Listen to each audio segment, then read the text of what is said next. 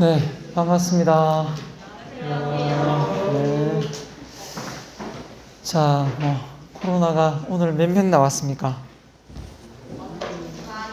한 20만 나왔습니까? 네.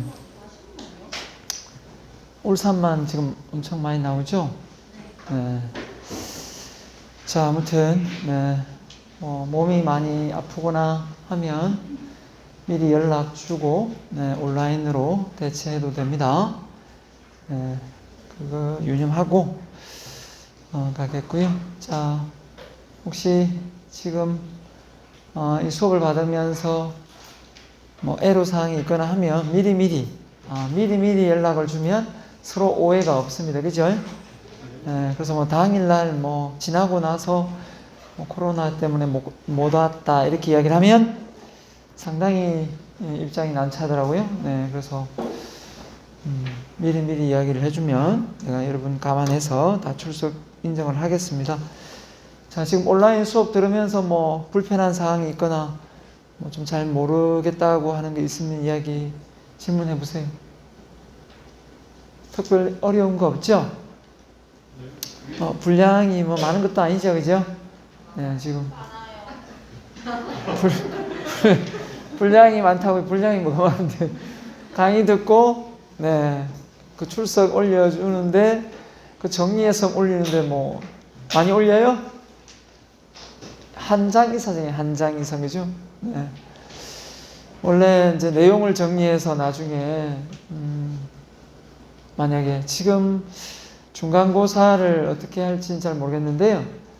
계속 코로나가 많이 나오면 좀 중간고사를 제가 원래 안 치는 걸로 지금 돼 있어요. 안 치는 돼 있는데 만약에 진짜 완화되어 가지고 좋아진다 하면 그냥 칠 거고요. 안 치려고 하고 있습니다. 근데 더 악화되어서 힘들다 하면 기말고사도 힘들겠죠, 그죠? 그 어떻게 했냐면요. 앞서 수업을 들은 사람한테 들어봤는지 모르겠지만 수업 내용을 노트에다가 요약을 해서 점수를 채점을 했어요. 그렇기 때문에 여러분이 그 요약서 하는 거 있잖아요. 잘만 좀 요약해도 어차피 시험 칠 거니까요. 네, 시험 칠 때 요약서 잘 해놓으면 잘 또 공부도 되고요. 또 나중에 상황 봐서 요약서로 대체할 때 그 내용을 이렇게 대체해도 되니까 많이 뺏겨 또 인용해 쓸 수 있죠, 그죠? 네, 그렇기 때문에 그 한 장 한 장 좀 소홀하지 말고 잘 해줬으면 좋겠습니다. 자, 상황이 만큼 원래 이제 2시간을 수업하면 이론만 수업하면 교양인 과목이기 때문에 또 이 전공처럼 할 수가 없잖아요. 좀 부담 없이 편안하게 좀 즐기면서 하는 걸 되게 좋아합니다. 그래서 1시간은 내가 원래 강의를 하고 원래 1시간은 이제 조편성해가지고 이제 사례 위주로 이렇게 발표를 시켰어요. 시키면 이제 다양한 기업의 사례가 이렇게 이제 볼 수가 있거든요. 볼 수가 있는데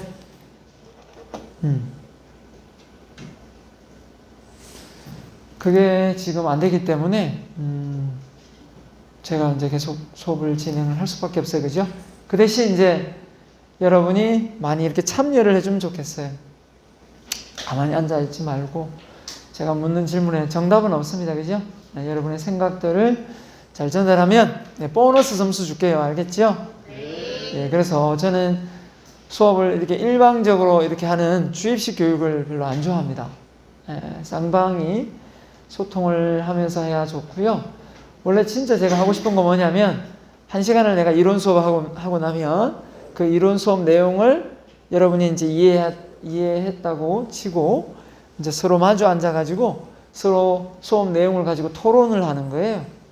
그렇게 하면 내가 알고 있는 걸 상대방한테 설명을 하는 거죠. 그 수업 방식을 정말 좋아합니다. 그게 어떤 수업 방식이죠? 그게 바로 하브루타, 유대인의 수업 방식이에요. 메타인지 들어보셨어요? 메타인지? 못 들어보셨죠? 메타인지가 뭐냐면 내가 알고 있다고 생각하는데 막상 뭔가 시험을 쳐보거나 테스트를 해보면 모르는 거예요. 그러니까 메타가 뭐냐면, 그러니까 내가 생각하는 바를 내가 알고 있다, 모르고 있다를 내가 인지하는 거예요. 그러니까 생각 위에 생각이 있는 거죠. 내가 이거는 확실히 알고 있구나. 이건 확실히 모르고 있구나. 이걸 아는 게 메타인지예요. 근데 이제 막상 공부를 할 때는 해봅니다. 그죠? 하다가 시험을 치거나 뭔가 테스트를 해보면 모르잖아요? 그럼 모르는 거예요. 그러니까 알고 있다고 내가 착각을 하고 있는 거죠. 그게 메타인지거든요. 그래서 어떻게 보면 우리가 이 뭐 꼭 수업만 그런 게 아니고 어떤 걸 학습할 때 내가 알고 있다고 착각하고 있으면 안 되잖아요. 진짜 알고 있어야죠. 그죠? 네. 그래서 그걸 내가 알고 있는지 진짜 알고 있다고 착각하는지를 테스트할 수 있는 가장 확실한 방법이 뭐냐면 말로 표현해 보는 거예요. 이 스피치로. 이건 가장 확실한 방법이에요. 그래서 이걸 하는 이 수업 방식을 바로 유대인이 잘해요. 근데 우리나라는 좀 이렇게 주입식 방식을 채택을 해서 일제 강점기 때 시행해 온 수업 방식이 그대로 지금 적용되고 있어요. 그러니까 일본의 수업 방식인데 왜 우리 계속 적용하고 있을까? 익숙해서 그렇겠죠? 일본은 우리를 지배를 하면서 우리의 생각을 못하게 막았어요. 우리의 생각을 못해야 기어오르지 않을 거잖아요. 우리의 생각을 억제시키는 게 뭐냐면 바로 주입식 교육이에요. 시키는 일만 해라 이거죠. 그 수업 방식을 우리가 지금 채택을 하고 있는 거예요. 얼마나 잘못됐는지 알겠죠? 그것을 이제 틀을 깨려고 지금 초등학교, 중학교 수업 방식을 이제 완전히 뜯어고치고 있어요. 서울에서 지금 샘플로 시행을 하고 있는 걸로 알고 있습니다. 이게 토론식 학습이라고 하죠. 근데 그 수업 방식이 어디 가서 배울 수 있냐면요. 어디 가서 제가 경험을 했냐면 바로 대학원 박사과정에서 경험을 했어요. 너무 놀라웠어요. 이 수업 방식을 왜 대학원 박사과정에서 내가 체험을 해야 되지? 라는 생각이 드는 거예요. 이거는 초등학교 때부터 배웠으면 너무 좋았을 것을 이걸 왜 이렇게 늦게 할까 생각이 드는 거예요. 그래서 여러분이 어떤 걸 학습할 때 알고 있다 모르고 있다가 긴가민가 하면 말로 한번 표현해 보세요. 말이 되면 아는 거고 말이 표현이 안 되면 모르는 거다 생각하면 메타인지가 정확할 거예요. 아마. 그래서 여러분에게 그렇게 좀 많이 요구를 하고 있습니다. 자, 한번 오늘은 4장이죠. 네. 들어가 보겠습니다. 출첵은 뭐 전자로 했나요? 네. 또 수기로 한번 불러볼게요. 어차피 제가 수기로 뭐 여러분을 다 테스트 하니까요. 끝날 때 모르겠습니다. 네. 자, 기업에 대해서 배웠고, 사회에 대해서 배웠고, 오늘, 그쵸? 기업과 정신에 대해서 이제 지금 나오는데요. 자, 기업과 정신, 경영. 제 기업의 목적, 이렇게 차례차례 나오겠죠? 기업과 정신과 경영. 혹시 경영학과 외 타 학과 학생 손 한번 들어보세요. 네, 좋습니다. 오케이, 좋아요. 경영학과에 계속 수강을 하면 뭐 경영이라는 말을 많이 들을 거고요. 그죠? 기업가라는 말은 뭐 간혹 들을 겁니다. 예, 근데 기업가 정신 그러면은 가장 떠오르는 게 혹시 키워드가 뭘까요? 처음 듣는 키워드죠. 기업가. 기업도 아니고 기업가. 그죠? 자, 그래서 기업가 정신이 무엇이고, 자, 이걸 창업하고 연결시키는데요. 자, 이런 얘기를 많이 합니다. 우리나라가 세계 고등교육 1등인 나라예요. 대학 진학률이 세계 1등이에요. 그러면은 이 정도로 많이 지식과 학문을 겸비하고 사회에 나가면 그게 이제 성공을 해야 되는데 그렇지를 못해요. 그 원인이 뭘까? 라고 생각을 해봤어요. 서울대학 나오고 하버드대 나오고 그죠? 예일대 나오면 다 어떻게 보면 좋은 대학 나오고 능력이 특출나잖아요. 인정받은 거니까. 근데 그 사람들이 다 성공하지 못해요. 능력은 되는데. 그 정답이 바로 오늘 배우는 기업가 정신에 있습니다. 이것을 학문으로 많이 다루질 않았어요. 다룬 지가 얼마 안 됩니다. 지금 많이 대두되고 있어요. 이게 왜 많이 기업가 정신이 대두되냐면 바로 사회가 이 uncertainty, 이 불확실성한 사회가 되다 보니까 이 단어가 이제 계속 기업가 정신이 필요하게 된 거예요. 이걸 제일 우리나라에서 본보기로 보여준 사람이 있다면 바로 이 대학교의 창업주인 고 정주영 회장입니다. 그분이 이 기업가 정신을 가장 잘 보여줬다고 해도 과언이 아니에요. 그래서 이거는 능력하고는 관련이 없어요. 능력보다는 이 리스크를 안는 정신이기 때문에 상당히 이거는 생각의 문제예요. 관점의 문제이기 때문에 이걸 배운다고 이게 터득이 될까 생각이 드는데 깨우쳐야 되지 않을까 생각이에요. 자, 그래서 조금 더 책에 없는 얘기도 좀 곁들여서 이야기를 해줄게요. 자, 기업의 형태, 경영자, 그죠? 경영자 역할 이런 게 나올 건데요. 자, 가면 갈수록 기업하기가 좋은 환경 같습니까? 기업하기가 힘든 환경 같습니까? 물론 이제 이게 빠르게 변해가기 때문에 힘든 환경인 건 맞습니다. 근데 힘들다고 하는 이유 중에 하나가 뭐냐면 기업가가 이 사회가 바라보는 관점에서 할 일이 계속 많아지는 거예요. 단순히 기업은 이윤을 창출하는 게 주 목적이었는데 이 이윤을 넘어서 그죠? 내부 고객, 이 직원들 복지만 신경 쓰고 이것만 이윤을 창출해서 회사를 크게 키우면 되는 거였는데 이제 이 사회적 책임까지 기업이 떠안게 되는 거죠. 그래서 기업이 상당히 기업을 바라보는 관점이 우리의 사회가 사회적 관점으로 먼저 바라보게 됩니다. 그래서 삼성을 우리가 우리나라 거다, 삼성 이렇게 생각하면 그건 하나는 알고 둘은 모르는 거죠. 그 투자가가 외국의 기업들이 많은 기관들이 투자를 하고 있기 때문에 삼성은 어떻게 보면 우리나라에 위치해 있을 뿐이지 우리나라 게 아니에요. 그 정도로 글로벌화되어 있는 거죠. 그렇기 때문에 어떻게 보면 삼성이 뭔가 잘못됐다 그러면은 이제 국제적 망신이고 대한민국의 어떻게 보면 가치까지도 떨어뜨리는 역할까지 합니다. 기업이 그 정도의 영향을 발휘하기까지는 생각지도 못했죠. 근데 그 정도로 됩니다, 이제. 그 정도로 많이 확장되어 가 있기 때문에. 자, 그래서 기업가의 개념을 보면, 앙트프로너라는 프랑스어입니다. 그래서 기업의 목적을 달성하기 위하여 시대의 변화에 능동적으로, 반대는 수동적이죠. 그러니까 능동적인 거니까 앞서 나아간다는 뜻이에요. 경영 능력을 갖춘 겁니다. 그래서 자원의 효율성, 그죠? 효율적 활용, 기술의 발전, 글로벌 환경의 능동, 그러니까 다 앞서가야 된다는 의미입니다. 그러니까 얼마나 이제 힘들겠어요, 그죠? 자원도 한정되어 있는데, 그죠? 그래서 뭐 잘 나가는 삼성은 우수한 인재를 누가 이렇게 데리고 와서 모셔와서 그 인재가 만약에 성과를 낸다. 이거 누가 데리고 왔냐? 누가 데리고 왔다. 그 사람도 같이 이렇게 연봉이 올라가고 승진을 하는 그런 제도를 가지고 있다라는 얘기를 들었습니다.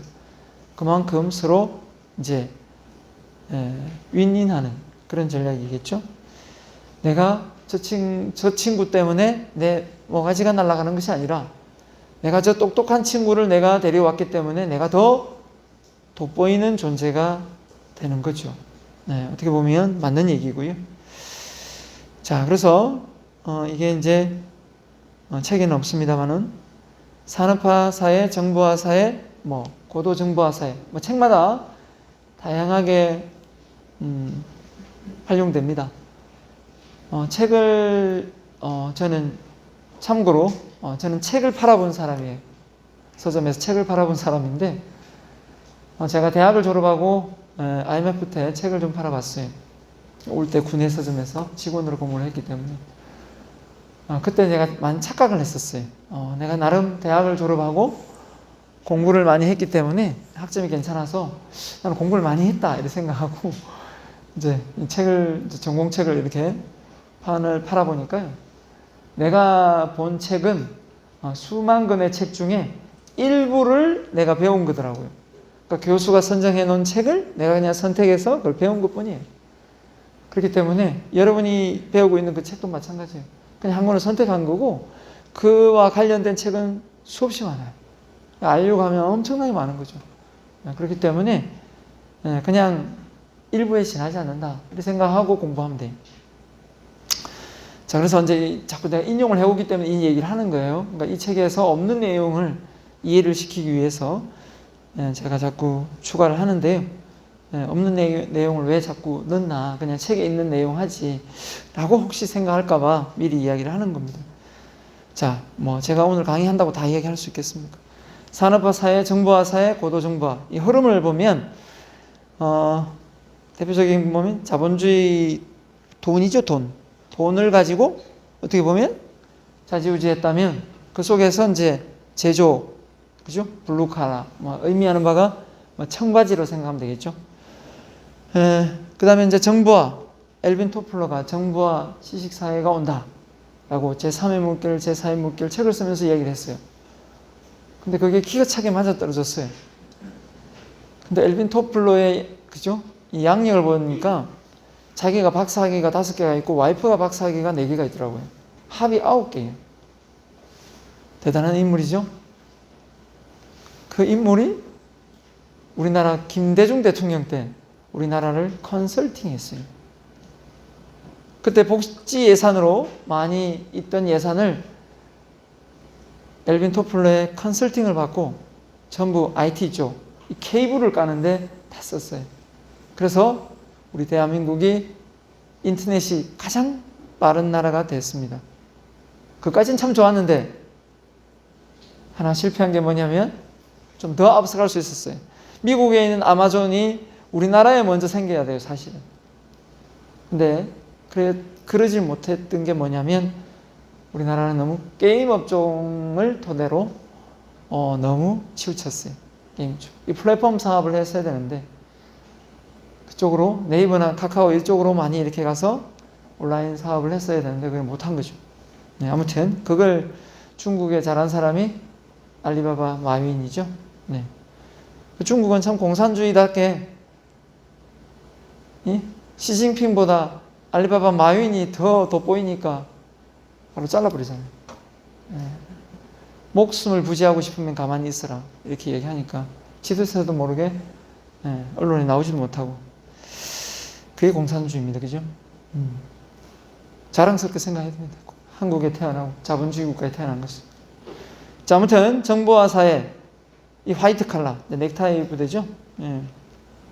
그래서 고도 정보화 사회 이제 이게 왔다고 해도 믿을 수 있고 아직 안 왔다고 해도 뭐 믿을 수 있는 말인데 이제 골든 칼라 왜 골든 칼라일까요? 금을 의미합니다. 금.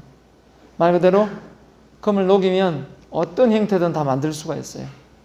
그래서 뭐 어떤 사람은 학자들은 골든 칼라가 화이트 칼라다. 그럼 화이트 칼라가 아니고 다이아몬드 칼라다. 다이아몬드 칼라는 뭐냐? 뭘 의미하느냐? 이렇게 물었더니 다이아몬드가 색깔이 무슨 색깔이에요? 다이아몬드 색깔이 무색입니다. 무색. 그러니까 모든 색깔을 다 흡수해가지고 빛을 보면 반짝거리는 거예요. 그러니까 이 사람이 다 모든 것을 흡수할 수 있는 사람. 이게 이제 지금으로 전문 용어로 융합이죠. 융합.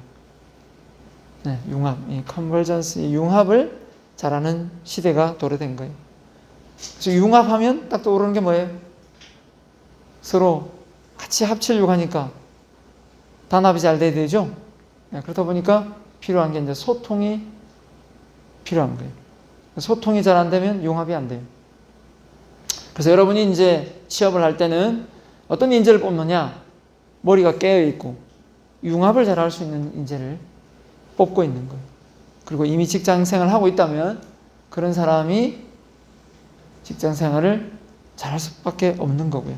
자, 여기에 들어갈 수 있는 가려진 게 뭘까요? 네, 마인드 산업이에요. 마인드 산업. 그 위에 마음 경제로 되어 있죠. 이제 뭔가를 사람의 심리를, 그렇죠?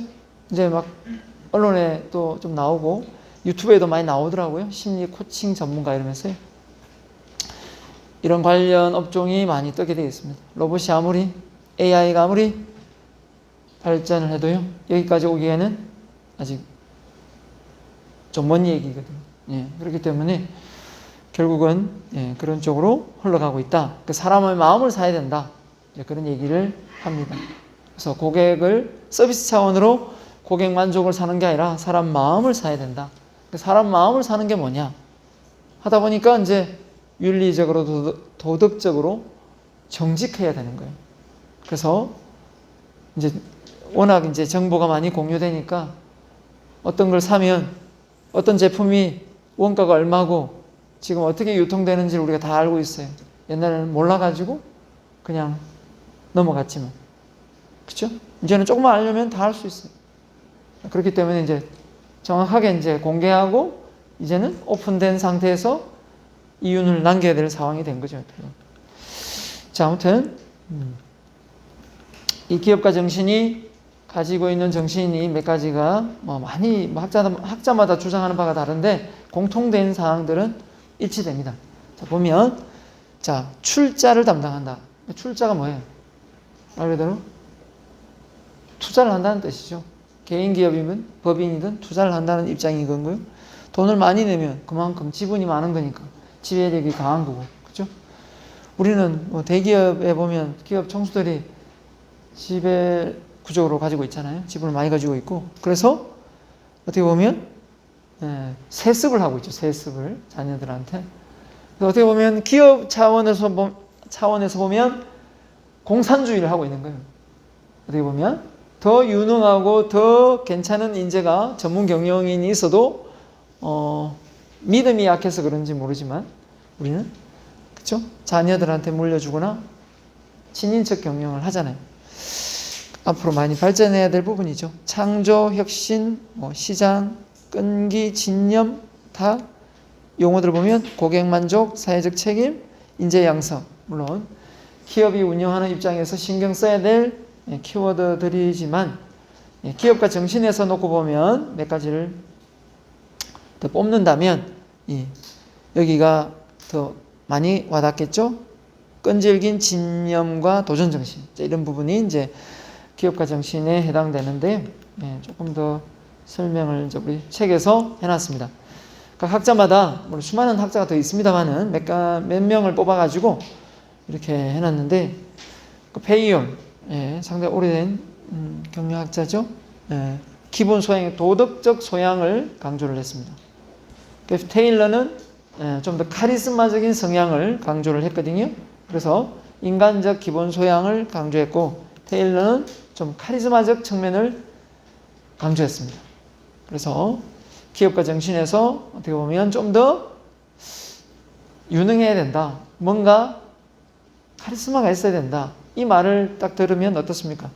저도 카리스마 논문을 좀 써봤는데 여러분이 생각하는 그 카리스마가 딱 보기에 그냥 매력이 있다. 아마 이걸로 생각을 많이 할 거예요. 맞죠? 예? 그런 용어로 많이 카리스마를 이해하고 있죠? 예. 그런데 실제 이제 그 내용으로 들어가 보면 그거는 진짜 일부고요. 카리스마라는 큰 의미는 큰 비전을 가지고 그 비전을 통해서 도전과 혁신을 꾀하는 사람이 카리스마가 있는 사람입니다. 예, 그리고 마음이 그죠? 뚝심이 있어가지고 왔다 갔다 거리지 않고 그런 사람이죠. 자, 경영학의 아버지라 불리는 피터 드러크는 뭐라고 했냐면 이 전략적 의사결정하면서 좀 조직 전체적인 측면을 강조했습니다. 휴스턴은 뭘 했냐면 관리적 측면에서 관리가 많이 나오죠. 관리를 잘해야 된다 이렇게 했는데 휴스턴 측면은 좀 아닌 것 같고요. 왜냐하면 고 정주영 회장님을 보더라도 앞서가는 사람이 있다면 따르는 자는 또 챙기는 사람이 있어야 되거든요. 그렇지 않고 여러분의 부모님이 있지만 부모님 두 분 다 기업가 정신이 있다 그러면 집안이 망할 수 있어요. 너무 앞서가기 때문에. 좀 참무진이 한 사람 있어야 돼요. 좀 말리고 챙기고 이런 사람이 있어야 되겠죠. 그렇지 않으면 큰일 나죠. 네. 근데 이제 휴스턴은 일단 그렇게 얘기를 했습니다. 제가 전체적인 부분에서 다 맞는 말이지만, 네, 맞는 말이지만 각자 주장하는 바가 다르니까요. 제가 좀 더 추가를 했습니다. 책에는 없어요. 그래서 제가 여러분에게 좀 강조하고 싶은 부분이기도 하고, 꼭 알았으면 하기도 하고, 그래서 제가 드립니다. 그래서 아까 말씀드린 대로 기업가 정신이 없다. 서울대 나와도 여러분이 이길 수 있다. 뭐가 있으면 이 리스크를 안는 이 리스크 감수 능력이 있으면 이길 수가 있다라는 겁니다. 왜냐하면 이걸 갖추지 못한 사람이 많거든요. 리스크를 잘 안는다. 어떤 사람일까? 어떤 사람일까요? 모험심이 있는 거죠. 모험심. 네, 모험심. 투자를 하는 수 있는 거죠. 쉽게 예를 들어볼까요? 여러분 이해 쉽게. 여러분 어떤 사람이 아파트를 살려고 하는데 아파트가 지금 요즘 아파트 시세가 얼마예요? 분양가가? 자, 보통 여러분이 원하는 그 사이즈가 한 34평, 35평이죠? 네, 그러면은 지금 분양가가 한 위치에 따라 좀 다르겠지만 최소한 4, 5억은 하죠? 예? 예, 모르고 있으면 알아야 되고요. 예. 자, 이해를 시키기 위해서. 자, 4, 5억은 하는데 4, 5억을 열심히 모아가지고, 그죠? 4, 5억을 열심히 모아가지고, 이제 아파트를 딱 살려 했더니, 기간이 있겠죠. 4, 5억을 모으려고 하니까. 나중에 어떻게 됩니까? 이 아파트가 다시 한 6, 7억이가 있는 거예요. 또 6, 7억을 열심히 모아가지고 살려고 또 했더니, 또 아파트가 한 10억이가 있다. 이런 경우가 없을 수도 있겠지만, 이제 지금까지는 있어 왔죠. 네. 그런 겁니다. 그러면 어떻게 해야 되나요? 이게 오를 거라는 정확하게 맞추지 못하지만 리스크를 안고 어떻게 해야 되죠? 대출을 안고 들어가는 거예요. 그 마인드입니다. 그런데 이걸 할 수 있는 사람이 있고 못하는 사람이 있죠. 그리고 주식 투자도 못하는 사람이 있고 하는 사람이 있고, 은행에 원금이 절대 손실 나면 안 된다 하는 사람은, 그죠? 펀드나, 그죠? 이런 데 투자를 못 하는 거죠. 이 정신이. 자, 이거를 여러분 어떻게 키울 수가 있을까요? 이 리스크를 안는 정신. 이 부모님께 타고날까요? 유전적으로? 아닌 것 같죠? 저는 환경적인 측면에서 후천적으로 또는 책을 통해서, 독서를 통해서, 저는 또 책을 바라본 사람이 했잖아요. 저는 책을 통해서 다시 대학을 공부를 한 사람이에요. 네, 다시 4년을 졸업하고 다시 책을 읽고 다시 전공을 찾아서 다시 경영학을 공부를 한 사람이기 때문에, 책을 통해서 제 천직을 찾은 사람이기 때문에 저는 자신 있어요. 저는 책을 사랑하거든요. 책을 좋아합니다. 책을 아껴요. 그 책을 제일 버리는 사람을 저는 좀 이해를 못합니다. 그래서 책을 안 버리는데, 아무튼 물론 안 보는 책은 정리를 해야 되겠지만, 그래서 여러분이 혹시 아직까지도 내가 다니는 직장이 긴가민가하다, 그렇죠? 전공이 긴가민가하다 그러면 우리 아산 도서관 있죠? 아산 도서관에 가서 책을 사랑하세요. 자, 이게 스캔하면서 2층부터 해가지고 자 이렇게 스캔하다 보면 그 속에서 뭐가 나와요? 네, 천직이 나옵니다. 네, 천직이 나옵니다. 자, 다시 가겠습니다. 다시 돌아오겠습니다. 자, 위험 감수 능력. 위험 감수 능력은 후천적으로, 선천적으로 있을 수도 있겠죠. 그죠? 후천적으로 좀 본받고 싶으면 리스크를 안는 사람을 간접적으로 접촉을 하든 좀 접촉을 해야 됩니다. 직접 접촉하면 이제 주변에 친인척에 그런 분이 계신 분이 있으면 좋겠고, 이모나 고모나, 그죠? 있으면 좋겠고, 없으면은 바로 책이 가장 간접적인 접촉 대상이 된다는 거예요. 왜냐하면 이미 성공한 사람이 책을 다 써놨거든요. 그 사람들, 성공한 사람들의 대부분의 직업이 뭐냐면 뭘까요? 그렇죠. 사업가라는 거죠. 그래서 사업가이기 때문에. 근데 놀라운 사실은 저도 경영학과 나왔지만 사업가로 강의를 하지 않습니다. 관리자로 경영을 하는 부분을 가르쳐요. 그렇기 때문에 이 마인드가 잘 심어지지가 않아요. 꼭 명심하세요. 스스로 공부를 해야 됩니다. 저도 스스로 공부를 했어요. 예. 관리적인 측면에서 경영을 가르친단 말이에요. 그래서 왜냐하면 대학 교수분들도 사업을 해본 적이 없기 때문에 그렇습니다. 저는 사업을 하고 있죠. 그래서 차이가 있습니다. 그 차이를 꼭 알아야 됩니다. 그걸 못 넘었으면 경영만 배우다가 갑니다. 자, 아무튼 성취 욕구가 있습니다. 성취 욕구가 뭐예요? 뭔가를 더 많이 갖추고 싶은 거죠. 갖고 싶은 겁니다. 이게 메슬로의 욕구 단계에서 보면 답 나오죠, 그죠? 뭔가요? 메슬로 욕구 단계에서 제일 밑단계가 생리적, 안전의 욕구, 소속의 욕구, 존경의 욕구, 자아실현 욕구까지 알고 있죠. 그 꼭대기 하나 더 있어요. 그 꼭대기가 뭐가 있냐면 자기 초월 욕구가 있습니다. 그래서 성취 욕구는 어디까지 가야 되냐면 내가 벌어서 수익을 많이 내는 것으로 끝내지 말고요. 내가 많이 벌어서 이 사회를 발전시키겠다, 이 사회를 더 성장시키겠다까지만 가도 됩니다. 알겠죠? 내가 나온 학교, 이 울산대학교를 내가 빛내겠다라는 마인드까지 가야 된다는 거예요. 그렇죠? 그래야 여러분이 유능한 사람이 돼야 울산대학교가 계속 빛날 수 있잖아요. 저는 그런 마인드로 가르치고 있습니다. 저도 내가 이 학교를 나왔기 때문에. 세 번째, 내적 통제의 위치입니다. 내적 통제의 위치. 뭘 말까요? 내적. 어떤 일이 일어났을 때 외부 탓을 안 한다는 거예요. 내 탓이요 한다는 거예요. 내가 잘못해서 그렇다는 거예요. 내가 뭘 잘못했기 때문에 이런 상황이 벌어진 거다라는 거죠. 그래서 부모 탓, 사회 탓, 대통령 탓, 국회의원 탓 안 한다는 거예요. 그게 기업가의 마인드입니다. 이건 책에 잘 찾아도 안 나옵니다. 자, 그래서 우리 책에 나와 있죠. 혁신적인 정신, 도전 정신, 개척 정신이라고 표현을 하고 있어요. 네. 그래서 여러분이 좀 더 혁신을 넘어서 진정으로 좀 더 기업가 정신의 마인드를 갖고 큰 부를 누릴 수 있는 그런 기업가가 되었으면 저는 좋겠습니다. 알겠죠? 네. 혹시 기회가 된다면 책을 하나 추천할게요.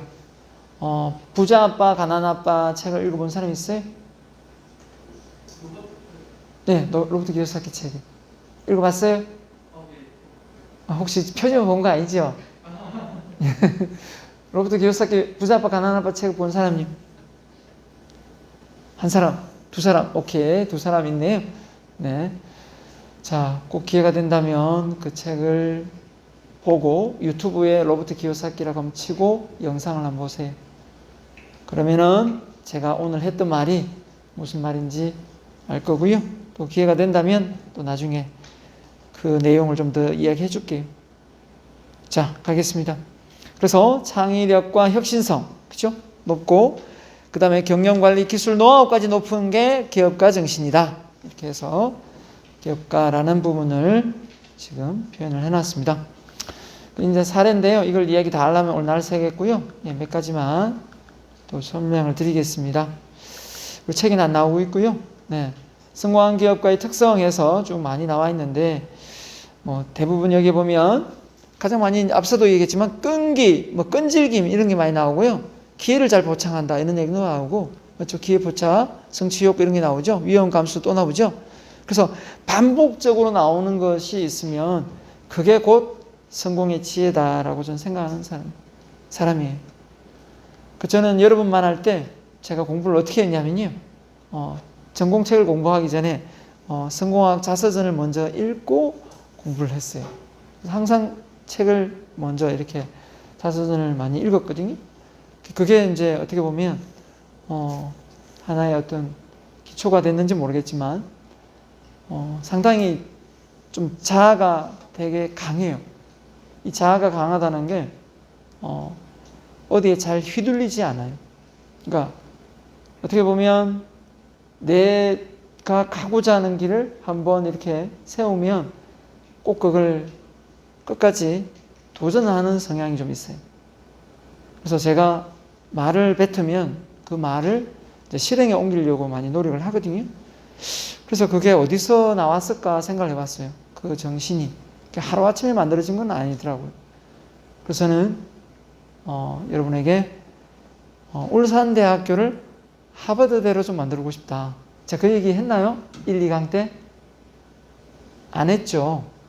예, 오늘 처음 하죠, 그죠? 예, 울산대학교를 하버드대로 만들고 싶다. 이런 얘기를 좀 가끔 합니다. 울산대학교를 하버드대로 교수 다 바꿔버릴까요?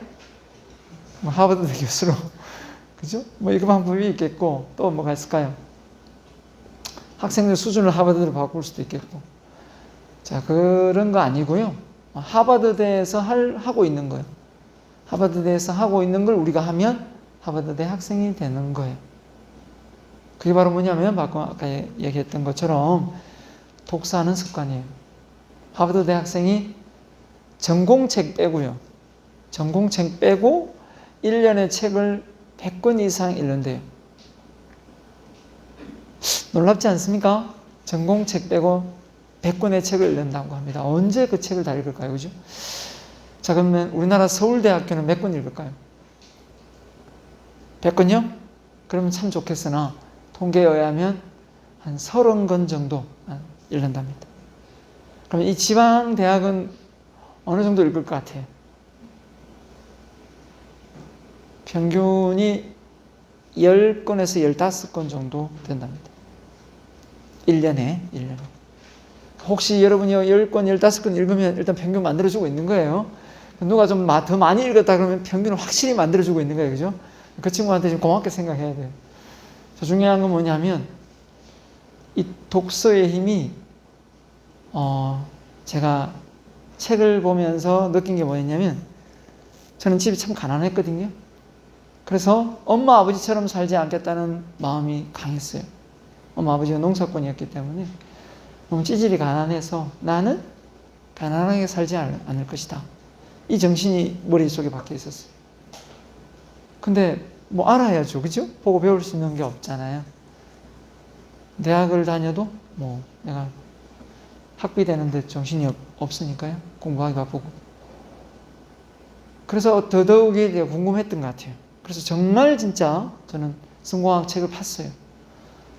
여기 울대 도서관에 그 성공학 관련 책 중에 밑줄 쳐가지고 못 지운 책이 많아요. 그래서 제가 나중에 책을 기증하는 걸로 대체하려고요. 진짜 솔직하게 지금 많이 찔려요, 솔직히. 너무 많이 이렇게 밑줄을 치는 게 습관이 좀 있어가지고, 치고 막 이렇게 연필로 밑줄 치고 나중에 지운다고 지웠는데 못 지운 책도 좀 있거든요. 좀 미안하더라고요. 그래서 내가 생각을 좀 바꿨어요. 내가 나중에 기증을 하자. 그래. 이 마음이 좀 찔리면 이 생각을 좀 계속 가지고 있어요. 기증을 제가 읽은 만큼 책을 내가 기증할 생각입니다. 그래서 그 책을 읽으면서 제가 가진 생각이 뭐였냐면요. 분명히 성공한 사람이 책을 썼기 때문에 성공하는 지혜가 있을 것이다. 계속 공통점을 찾았어요. 그 공통점. 뭘까? 찾았어요. 한 20몇 년을 찾다 보니까요. 이게 찾아지더라고요. 근데 놀라운 사실이 있어요. 나는 엄청난 큰 게 나한테 딱 올 줄 알았어요. 엄청난 큰 게 놀랍게 나한테 올 줄 알았는데 이미 알고 있는 거였어요. 이미 알고 있는 거였는데 그걸 내가 그냥 쉽게 지나쳤던 거죠. 제가 23년을 내디파가지고 알아낸 성공의 지혜 뭘까요? 다음에 얘기해 줄게요. 그죠? 기회가 되면 궁금증을 유발을 하면 나중에 얘기해 줄게요. 네, 지금 얘기해 줄까요? 네.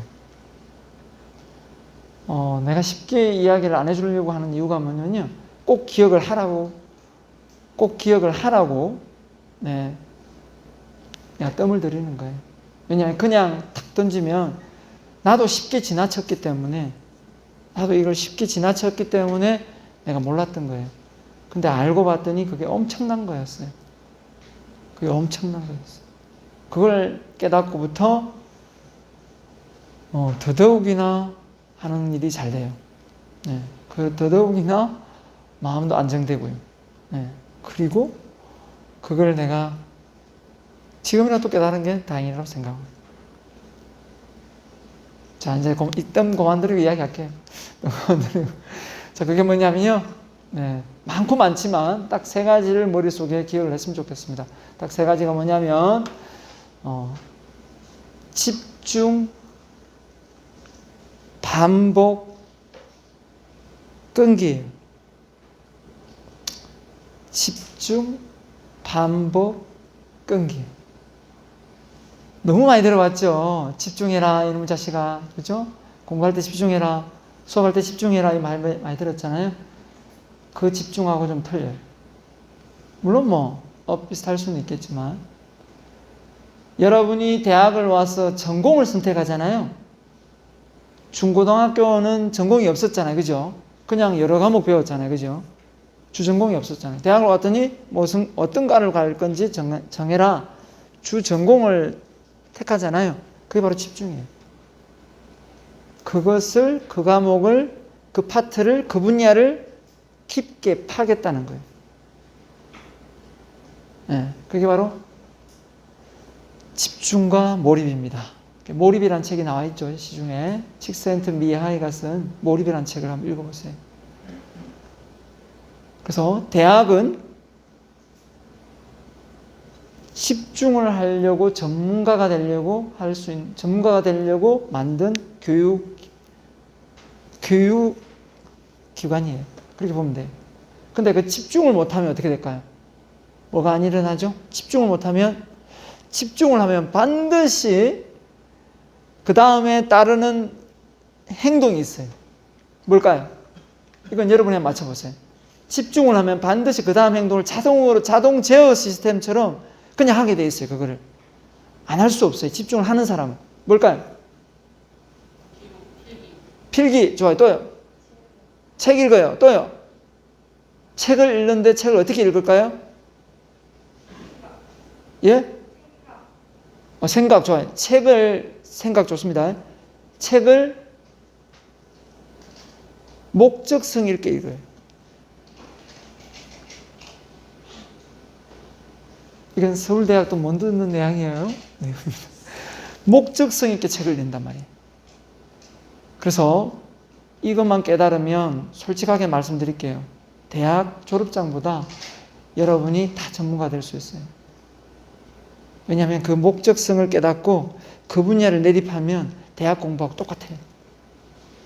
그걸 언제 한다고요? 그걸 박사과정에서 하고 있다니까요. 그걸 박사과정에서, 여러분 박사과정 가면 교수가 많이 나를 지도해주고 가르쳐 줄 것 같죠? 천만의 말씀이요. 내가 배워가지고 내가 교수님을 가르칩니다. 내가 공부한 내용을 내가 교수님에 발표를 해요. 그게 박사과정이에요. 그렇기 때문에 그게 진짜 공부가 돼요. 근데 진짜 공부가 돼요. 그래서 오늘 집에 돌아가시면 어떻게 해야 돼요? 이제 서재를 이제 정리하면서 이제는 내가 이 서재에다가 나는 어떤 내용을 집중해서 여기에 책을 꽂을 것이다 라고 생각하고 한번 집중해서 책을 꽂아보세요. 읽고 계속 꽂아보세요.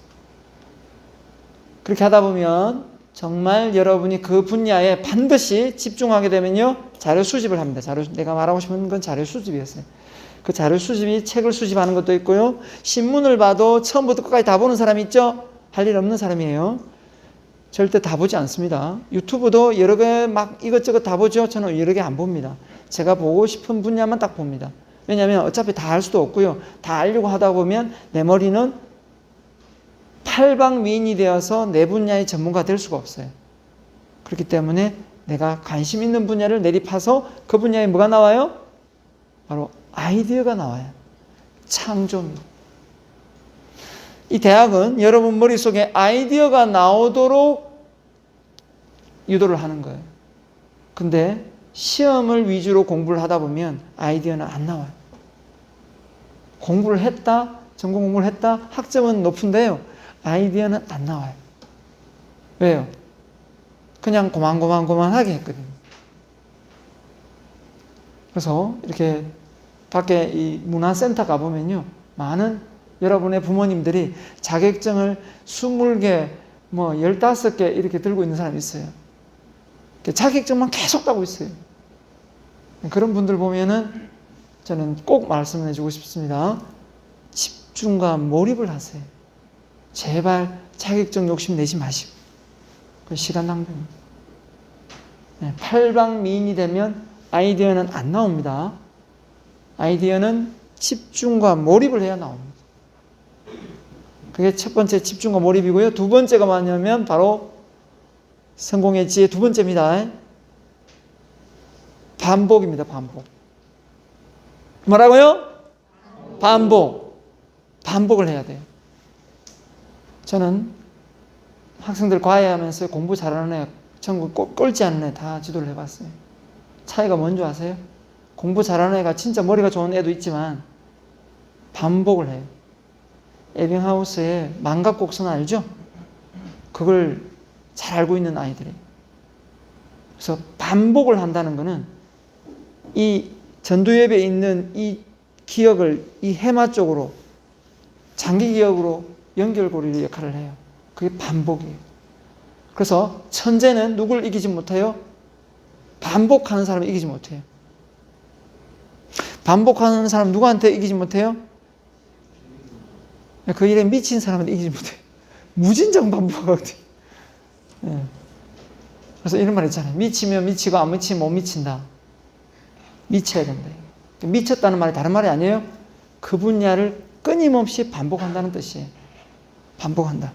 세 번째요. 마지막입니다. 세 번째. 세 번째는 뭐냐면 꼭 기억을 하세요. 바로 끈기입니다. 끈기. 끈기입니다. 이 끈기가 성공의 세 번째 지혜입니다. 꼭 해주고 싶은 말이에요. 이 끈기는 많은 사람들이 정말 다 와가지고 끈기가 없어가지고 안 되는 경우가 참 많아요. 근데 그러면 끈기는 알겠는데 끈기를 어떻게 키우죠? 껌 심으면 되나요? 안 되겠죠. 어떻게 끈기 길러줘요? 끈기 키우는 방법 제가 또 연구해봤어요. 어떻게 하면 될까요?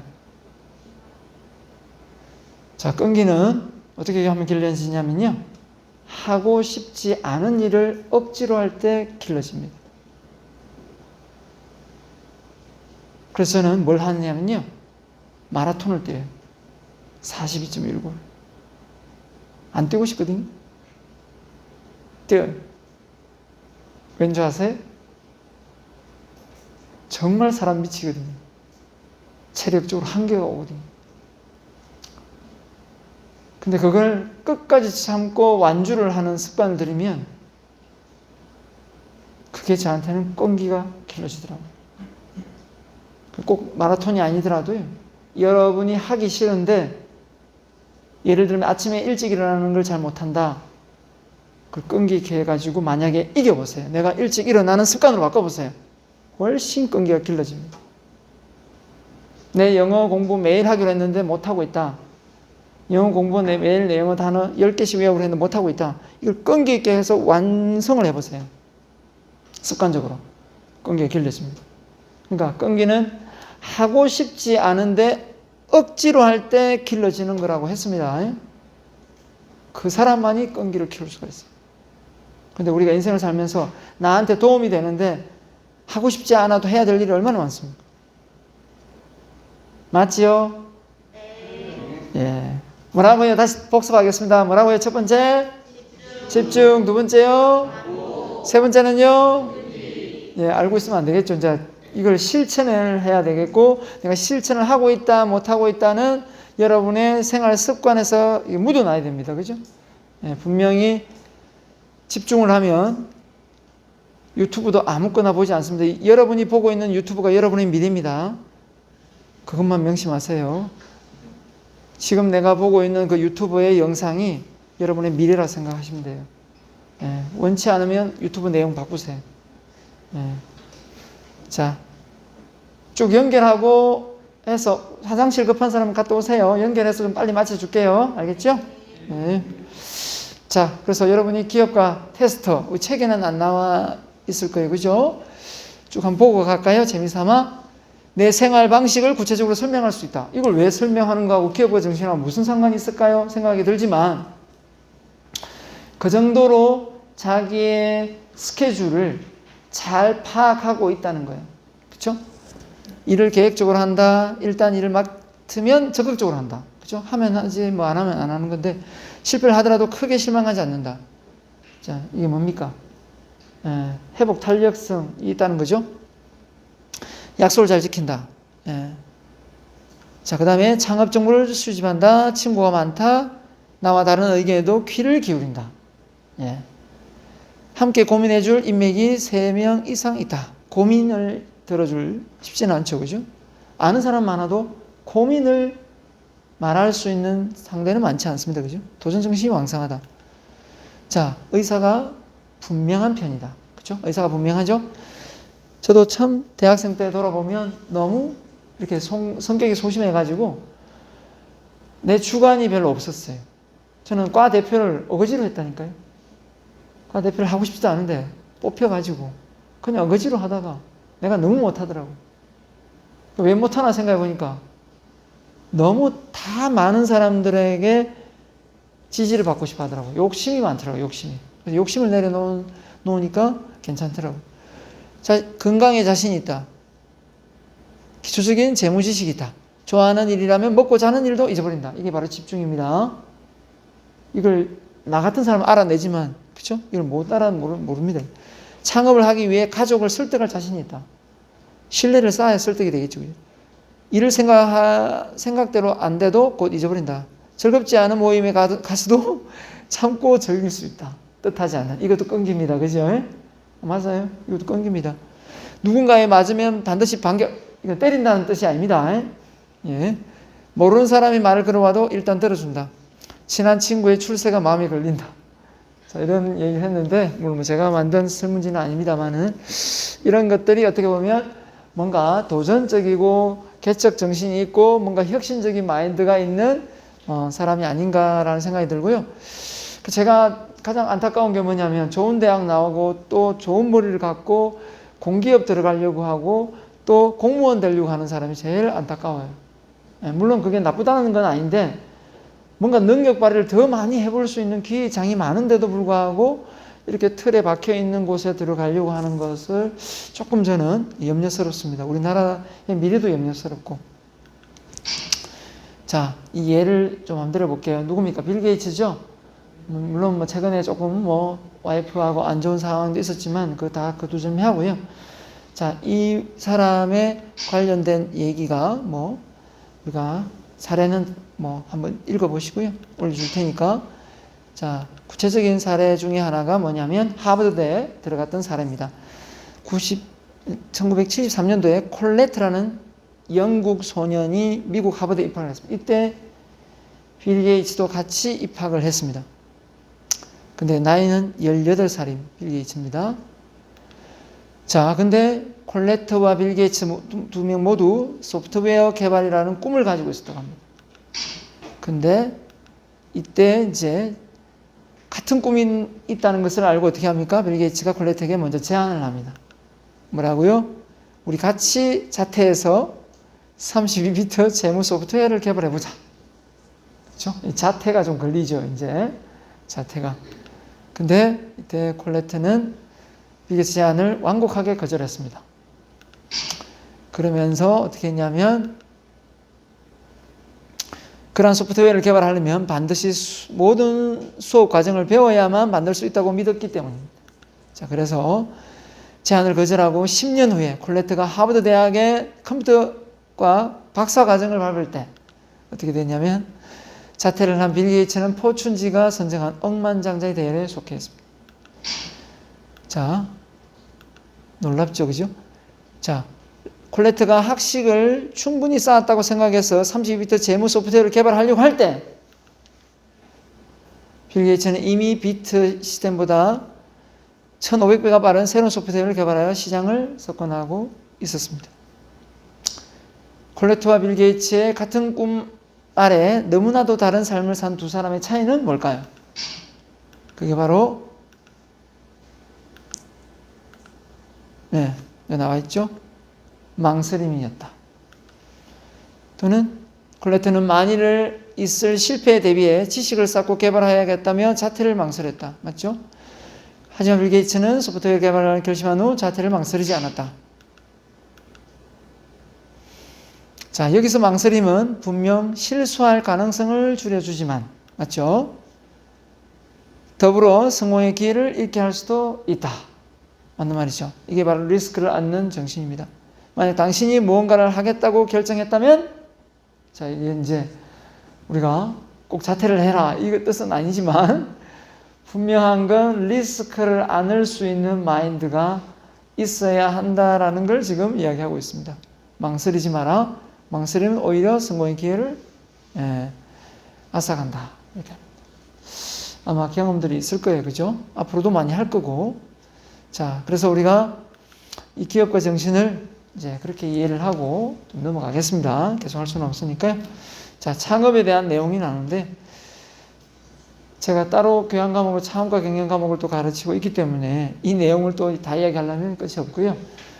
창업이라는 부분에서 책에서 다루는 부분만 이야기를 하겠습니다. 일단 창업할 때 가장 핵심적인 요소, 창업, 아이디어, 자본, 세 가지를 뽑으면 이 세 가지고요.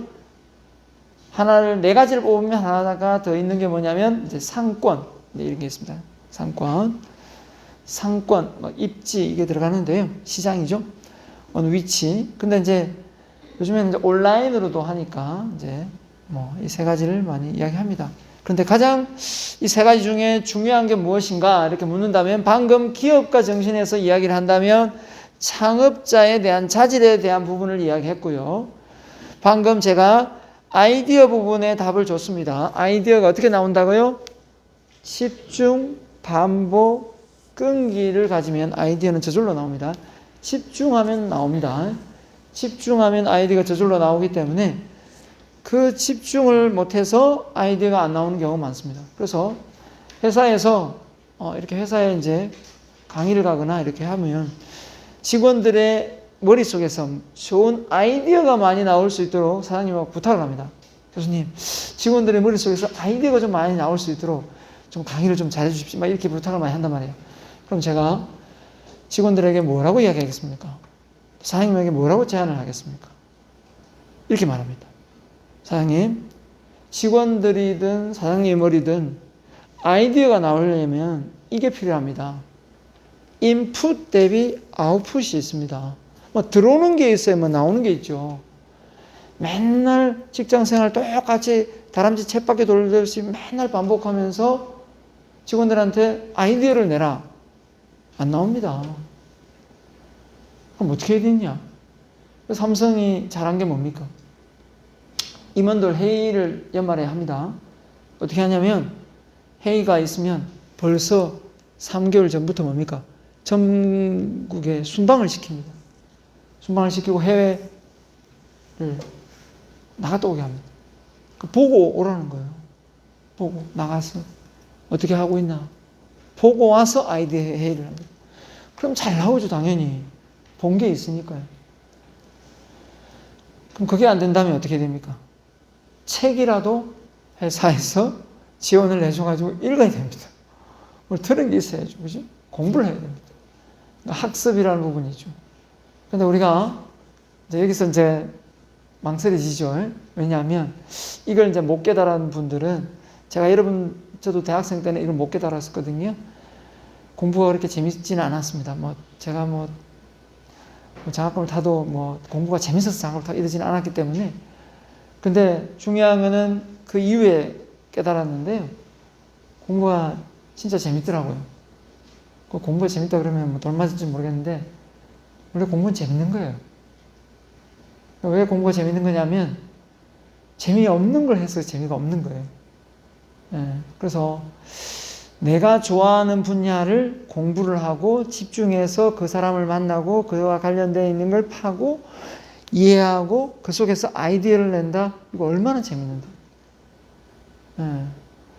엔돌핀이 기분 좋은 호르몬이거든요. 우리가 기분 좋을 때 나오는 엔돌핀. 엔돌핀의 4000배인 다이돌핀이라는 호르몬이 있어요.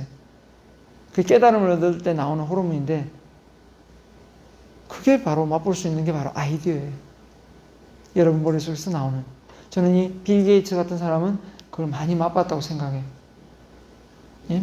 마크 주커버거나 이 아마존을 창업한 데이브 누굽니까? 창업주나 다 이런 분들은 자기가 뭔가를 하나를 딱 핵심했을 때 거기서 아이디어가 나오게 돼 있거든요. 그 아이디어를 맛본 사람은 자기를 믿어요. 신념이 생기는 거죠. 그래서 제가 여러분에게 신념을 가지세요 이렇게 이야기하면 여러분이 뭔 소리인지 잘 모를 거예요. 여러분 스스로를 믿습니까? 잘 모르겠죠. 종교는 믿어도 스스로를 잘 못 믿을 거예요. 그 믿음이 바로 여러분 머릿속에서 좋은 아이디어가 나올 때 여러분 스스로가 잘 믿게 돼요. 아, 나도 이런 사람이구나. 아, 나도 이런 걸 해내는 사람이네. 나 괜찮은 사람이구나. 라는 신념이 생기게 됩니다. 그러니까 제가 누누이 말하지만 집중과 몰입을 꼭 해보라는 겁니다. 알겠죠? 그 다음에 자본이죠. 돈이 있어야 되는데 정부에서 많이 지원해 주는 것도 있고요.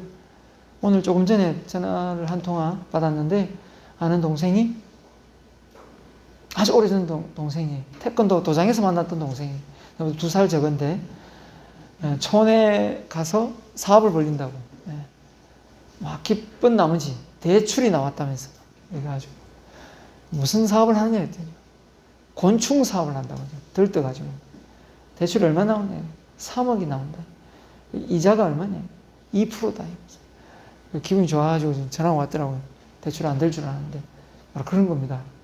원하는 바가 있으면 들뜨는 거죠. 그 기분 내가 압니다. 뭔가 확신에 찬 그 목소리, 뭔가 해보겠다는 그 열정이 이제 살아 움직이는 거죠. 전화상에 통화를 하지만. 자, 아무튼 창업이라는 게 참 쉽게 할 수도 있고 어렵게도 하지만 유지시키는 건 엄청나게 어렵습니다. 하지만 불가능한 것도 아니고요. 남들이 해냈다면 다 할 수 있는 겁니다. 그죠? 그래서 창업에 관련 순서들인데요. 참고하면 됩니다. 이걸 제가 여러분 창업과 경영 수업이 아니기 때문에 이걸 제가 시험 문제를 낼 수도 없는 거고 이거는 그냥 지나가겠습니다. 이런 순서로 창업을 해서 기업을 설립하는구나 이 정도로만 알고 넘어가겠습니다. 핵심을 이야기를 하는데 더 집중하겠습니다. 자, 기업의 형태. 자, 이 정도는 좀 알아야 되겠죠? 자, 우리가 기업을 할 때 기업의 형태에 대해서 알죠. 기업이 앞서 말했던 공기업이냐, 사기업이냐 이렇게 표현도 했지만, 자, 사기업일 때 개인기업, 공동기업 이렇게 표현했습니다. 자, 근데 공기업 안에는 국가가 운영을 하기 때문에 미국이 공기업화해서 의료 체계를 공기업화하고 있던 거를 이게 사기업으로 하니까 얼마나 의료비가 비쌉니까? 맞죠? 그런 거는 참 잘못되었다라는 생각이 들죠. 그건 우리나라가 참 살기 좋은 나라구나 라는 생각이 들 거고요. 수자원, 공사니, 가스니, 전기니, 이거 정치권들이 하면서 이걸 사기업으로 해야 더 된다 이러면서 싸운 적도 많습니다. 근데 아직까지 그렇게 안 된 게 천만다행입니다. 수자원 공사에서 데모를 해가 물을 안 준다고 생각하면서 예? 수자원 공사에서 물을 안 준다고 생각하면 살 수 있겠습니까? 불가능한 게 아니고 그게 가능하다는 거예요. 개인 기업은 가스 공사에서 가스를 공급을 안 한다. 그죠? KT 전화국에서 그죠? 이게 사기업이면 뭐 통신 끊어진다. 이게 가능하거든요. 근데 그걸 못하게 하죠. 중요한 거는 그래서 우리가 생각하면 민주주의가 공산주의가 이게 참 애매하게 엮일 때가 있어요. 그죠? 그게 이제 중간에 사회주의라는 말을 쓰는데 기업의 이 분류를 보면 그렇습니다. 분류 체계가 나눠진 체계가 보면 개인 기업은 내 겁니다. 그죠? 내 마음대로 할 수 있는 거예요. 내 마음대로 이건 내 돈입니다. 벌면 무조건 내 돈이에요. 세금 낼 거 내고 다 내 돈이에요. 내가 어디에 투자를 하든 내가 뭐 어디에 꼽을 쳐 넣든 내 돈입니다. 근데 이제 공동기업 이 공동기업으로 해서 이 법적으로 하는데 이거 주식회사를 설립하거나 유한합작을 설립을 했는데 사장도 기업의 월급을 타는 입장이에요. 그런데도 불구하고 우리나라 기업의 창업주들은 이 사기업처럼 생각하는 경우가 참 많아요. 그 돈으로 막 땅을 사서 부동산을 투자를 하고 막 이렇게 하고 있으니까. 이게 이제 우리가 아직 많이 바뀌어야 될 기업 문화죠. 자, 그래서 한명, 합자, 유한 해가지고 인적 공동 2명 이상 이렇게 해서요. 물적 공동 해가지고 주식회사, 협동회사 이제 뒤에 상세히 나오니까요. 배워보도록 하겠습니다. 자, 큰 그림으로 이제 마인드맵식으로 먼저 한번 보는 거고요. 자, 보면 자 개인 기업입니다. 이제 장단점 이런 게 시험 문제 나올 수도 있겠죠, 그죠? 자, 일단 설립과 폐쇄가 용이합니다. 뭐 내가 창업해가지고 내가 그냥 문 닫는 거니까요. 요즘 같이 이 어려운 시기에 창업을 하기도 쉽지는 않겠지만 신속한 의사결정, 뭐 누구한테 뭐 허락 맡을 일도 없고 위험 부담, 이익 취득을 단독 부담으로 기업 경영을 하기 때문에 편리합니다. 경영상의 기밀을 유지가 가능. 뭐 할 게 뭐 있습니까? 본인 혼자 다 하면 되니까. 세세상 혜택, 법인세가 없고 개인 소득만 내면 됩니다. 자, 근데 단점이 있다면 자본 조달이 힘들죠. 법인으로 했을 때 그나마 그래도 주식회사를 하면 그죠? 투자자들이 많기 때문에 자본 조달이 쉬운데 그게 어렵습니다. 개인의 사업 능력에 따라 한계가 보일 수밖에 없고요. 기업은 부채에 대한 무한 책임, 말 그대로 개인 사업하다가 망하면 그 투자했던 집안 전체가 다 빨간 딱지가 붙는 사례도 많이 있습니다. 개설이 용이해 무계획적이고 무모한 중복 투자도 생각 없이 할 수도 있고요. 기업 운명이 경영자 한 개인의 운명에 따라 좌지우지된다. 그래서 좀 리스크가 좀 큽니다. 하지만 뭐 기업의 규모가 그렇게 커지지 않을 것 같은데 굳이 또 법인으로 해서 할 필요가 없다 보니까 또 개인 기업 창업이 많죠. 우리나라가 개인 창업을 많이 할까요? 미국 나라가 창업을 많이 할까요? 잘 사는 선진국이 개인 창업을 많이 할까요? 어떻습니까? 놀랍게도 우리나라가 창업을 많이 하긴 하더라고요. 하는데 생존율이 좀 낮습니다. 생존율이 낮아요. 그만큼 하는 시기가 어떻게 되냐면요. 은퇴해가지고 그냥 그 은퇴 자금으로 이렇게 투입되는 경우가 많아요. 들어가는 경우가 많습니다. 그러다 보니까 사실은 회사에서 경험했던 걸와 비슷한 일로 하면 그나마 다행인데 전혀 다른 걸 해요. 뭐 어떤 경우는 저한테 와서 우리 아버지가 사업을 하려고 하는데 교수님 이거 좀 해야 되는지 뭐 상담을 오는 경우도 있어요. 그럼 아버지를 데리고 와야죠. 네가 왔냐 이건 아버지가 물어보라고 해가지고 왔다. 뭐 어죽 닦았으면 알겠다 하면 무슨 얘기인데 그래서 한참 듣다 보면 아버지가 갑자기 현대자동차 은퇴를 하셨는데 자꾸 저 북구에 저 가구점을 한다는데 해야 됩니까 말아야 됩니까? 무슨 문제인 거예요. 그래서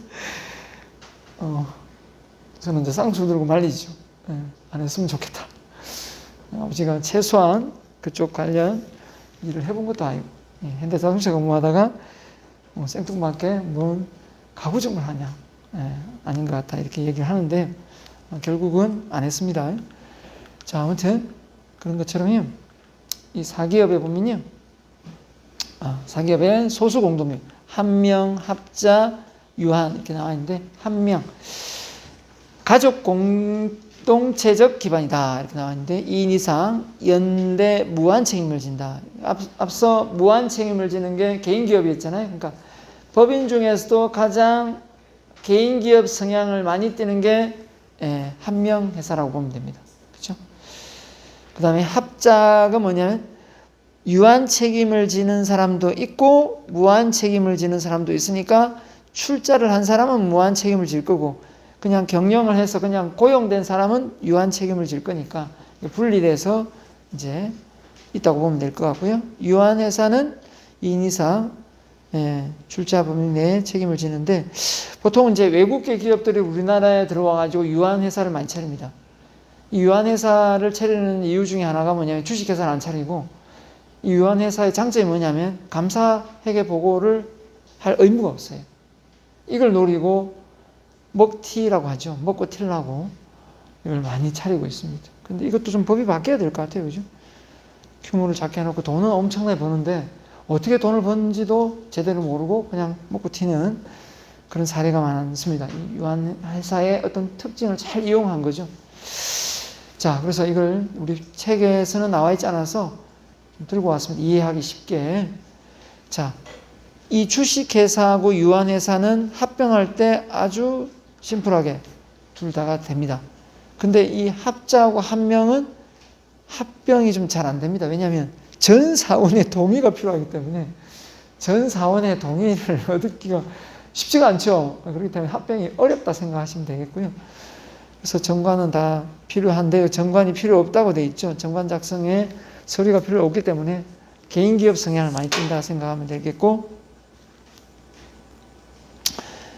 가장 많이 설립하는 법인이 이제 주식회사죠. 돈을 많이 주주를 모집해가지고 그죠? 정권을 발행해서 돈을 투자를 받을 수 있기 때문에 자 그래서 보시면 책임이 유한인데 무한이고 이게 무한 책임이 있잖아요, 그죠?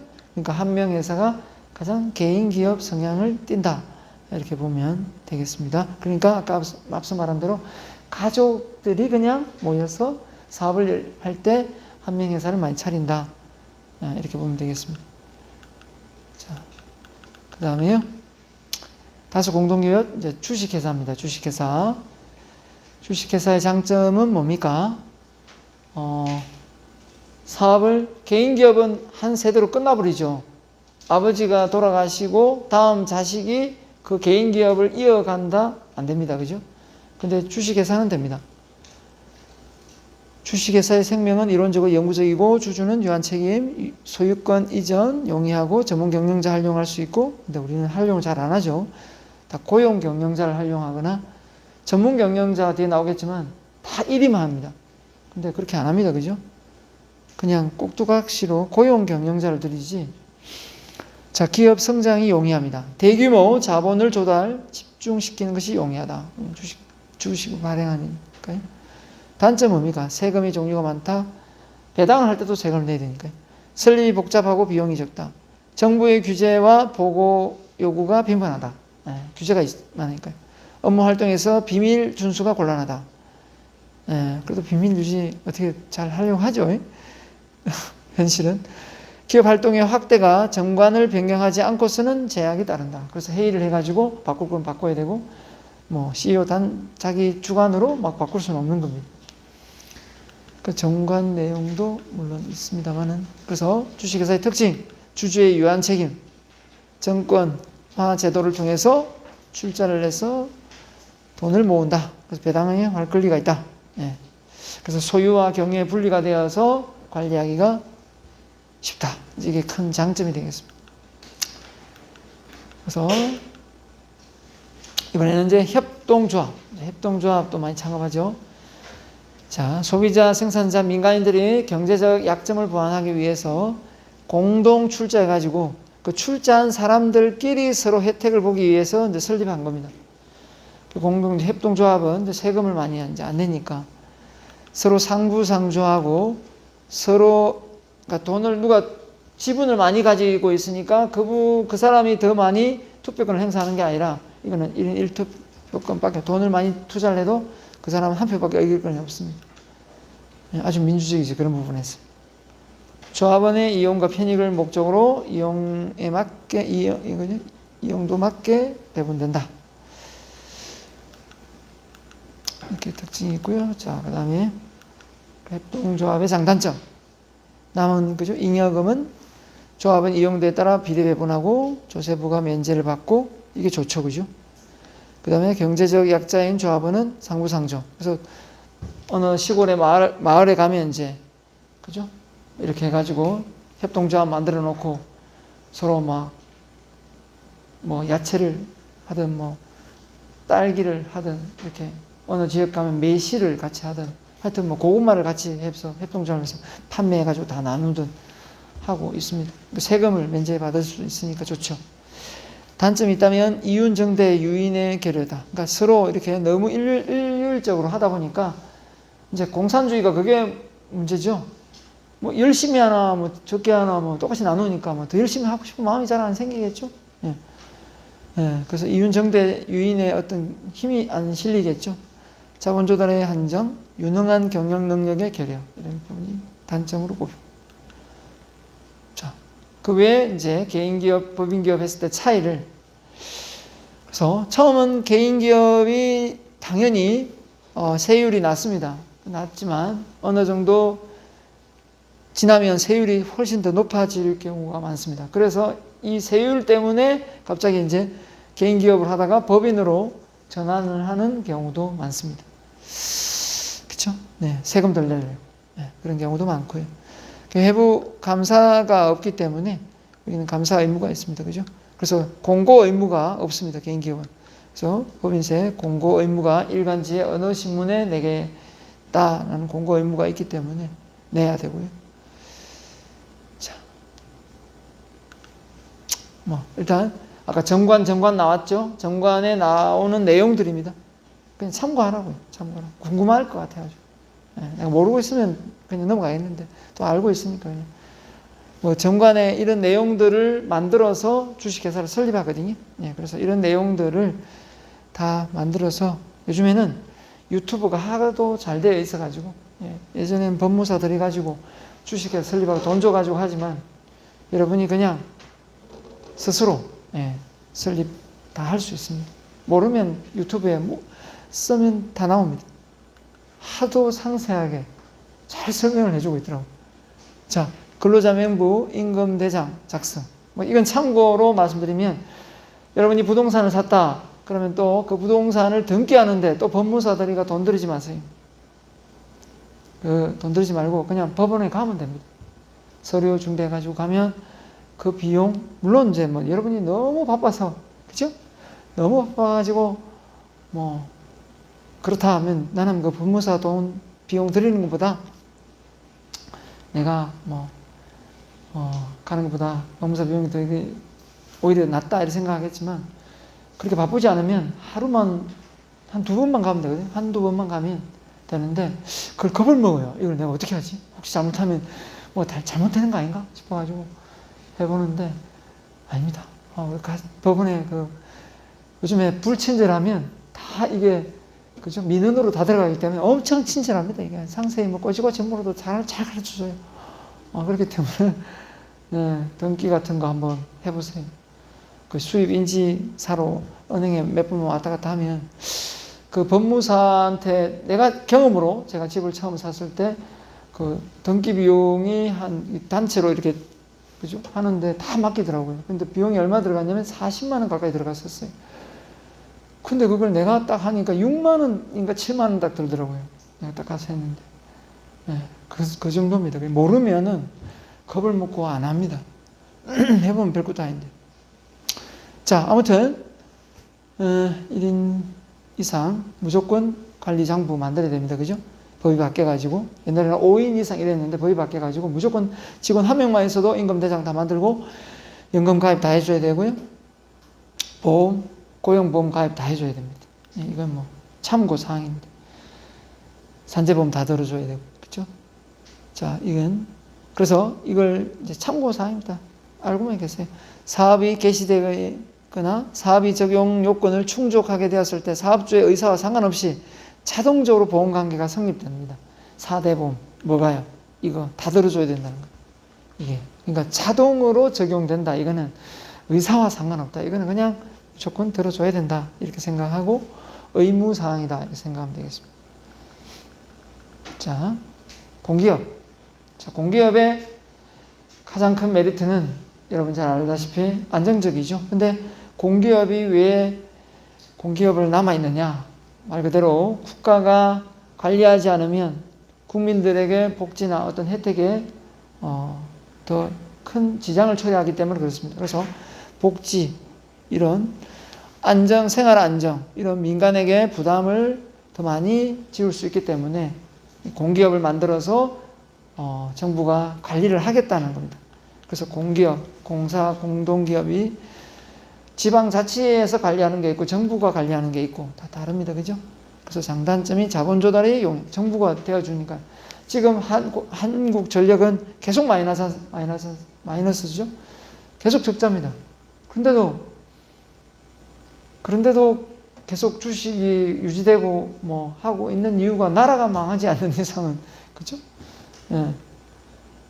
유지될 수 있으니까요.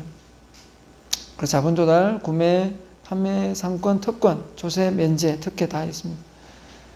자, 단점은 자유재량. 이게 안 되죠, 맞죠? 예. 힘듭니다. 마음대로 못 합니다. 개인기업이 아니고 법인도 아니기 때문에 시키면 시키는 대로 해야 됩니다. 그죠? 경영 능률의 저하. 무사한 일에 빠져 있는 경우가, 물론 안 그런 사람도 많습니다. 열심히 하는 사람도 있고요. 사무 처리의 복잡성. 이런 게 이제 업무가 많죠. 업무가 많습니다. 그래서 이렇게 공기업에 이렇게 가보면, 수업을 가보면 직원들 이렇게 아는 분 좀 있습니다. 네, 야근하고 계속 뭘 하고 있더라고요. 계속 서류 만들고. 뭔 서류를 그리 많이 만드냐. 그쵸? 학교, 초등학교, 이렇게 중고등학교 강의를 가도 선생님들이 학생들을 가르치는 데 집중을 해야 되는데 학생들 가르치고 나서 서류 만들고 준비하는데 엄청 힘들어하고요.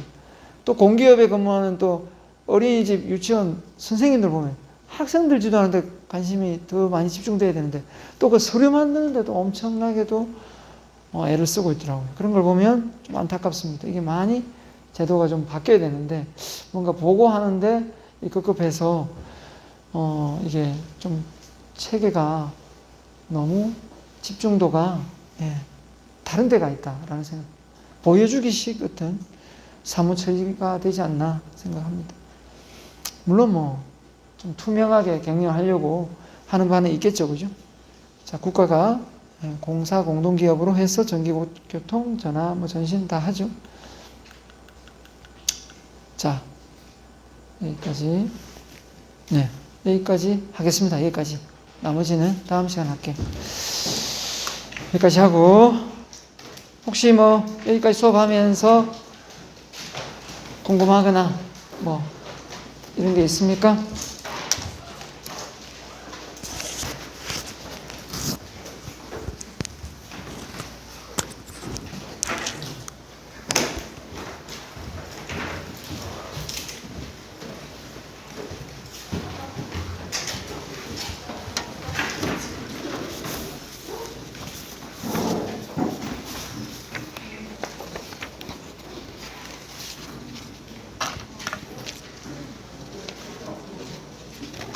좀 꺼줄래?